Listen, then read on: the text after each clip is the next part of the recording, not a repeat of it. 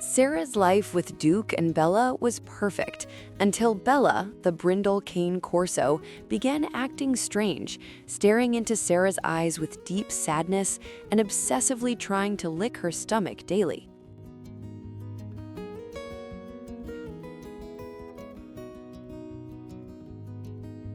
The behavior wasn't a one-time thing. It became a ritual that defined their mornings. Every single day, as soon as Sarah sat down with her coffee, Bella would approach with a heavy, rhythmic gait that felt unusually solemn.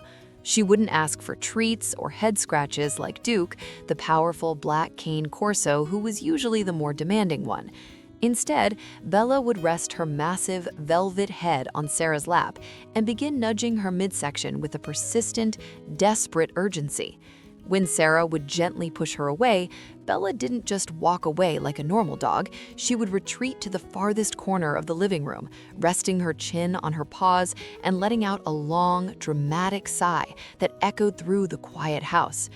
Days turned into weeks, and Sarah started to feel a genuine sense of guilt mixed with a growing, nameless dread. Was Bella sick? Was she sensing a hidden illness in the house?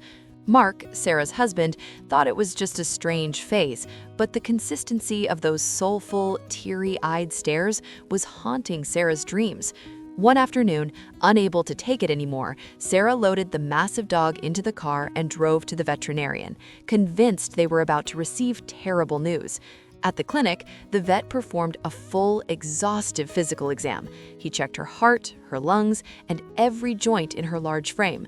After 30 minutes of silence, he sat back and started laughing softly, a sound that made Sarah feel both confused and slightly offended. "Why are you laughing? She's miserable," Sarah exclaimed, her voice trembling. The vet shook his head and looked at Sarah with a knowing glint. Physically, Bella is the healthiest Cane Corso I've seen all year, but dogs, especially breeds as intuitive as this, have senses that defy modern medicine.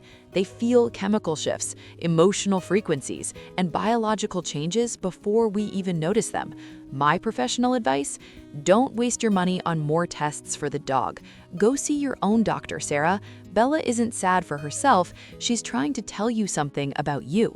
He sent her home with a cryptic wink, leaving Sarah in a state of utter bewilderment. If you're watching this and haven't subscribed yet, I must say my heart is a little broken. These kinds of stories need your support to reach more people.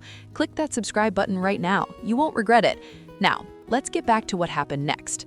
Sarah felt a mix of confusion and a strange sense of hope as she drove back, wondering what her loyal companion had detected that science had yet to confirm.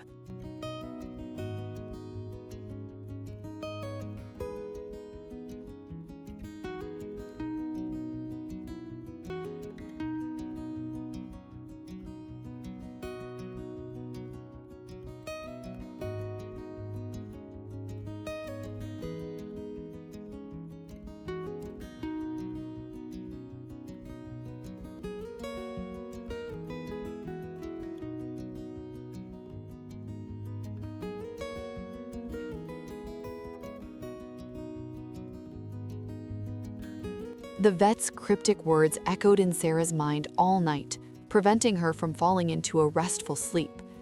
The next morning, she made an appointment with her physician, feeling absolutely ridiculous explaining that her dog was the reason she was there. After a series of extensive blood tests and a physical exam, the doctor called her back into the office. He looked grave, his face set in a stern, unreadable mask as he looked over the charts in his hand. "Sarah," he began, his voice low and serious, "the results show that there is a virus in your system." Sarah's heart dropped into her stomach, and the room seemed to spin. Her hands began to shake violently as she gripped the edge of the chair, her mind racing through the most terrifying, life-altering scenarios. Is it fatal?" she whispered, her voice barely audible. The doctor stayed silent for an excruciating moment, then stood up and walked around his desk, leaning in close and pointing directly toward her stomach. "It's not fatal, but it is a condition that will change your life forever. You'll have to learn to live with it for many years, and trust me, it's going to keep you up at night and test your patience to its absolute limit." He paused, letting the weight of the words sink in.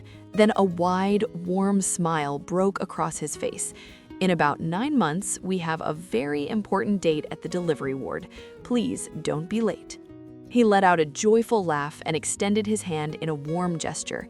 Congratulations, Sarah. You're going to be a mother. The virus was a new, precious life. The relief washed over her like a massive tidal wave, followed by a profound realization. Bella had known before anyone else. Bella had been trying to protect the tiny life growing inside her owner before Sarah even suspected it. When Sarah got home, she fell to her knees and hugged both dogs, crying tears of pure joy as she explained the miraculous news to Mark. They celebrated that night, feeling like the luckiest family in the world, looking at their giant protectors with a new sense of wonder. They realized that their bond with these animals was deeper than they ever imagined. The house was filled with a new kind of energy, a mixture of anticipation and the steady, rhythmic breathing of 2 dogs who already knew they were about to become big siblings. It was a night of pure magic and gratitude for the silent, ancient wisdom of their pets.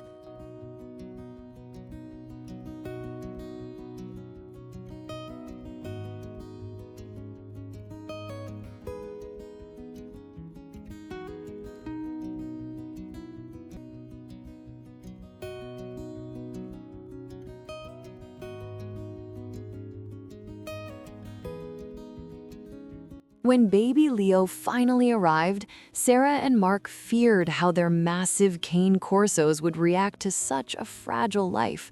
But as they lowered the car seat, aggression was replaced by silent reverence.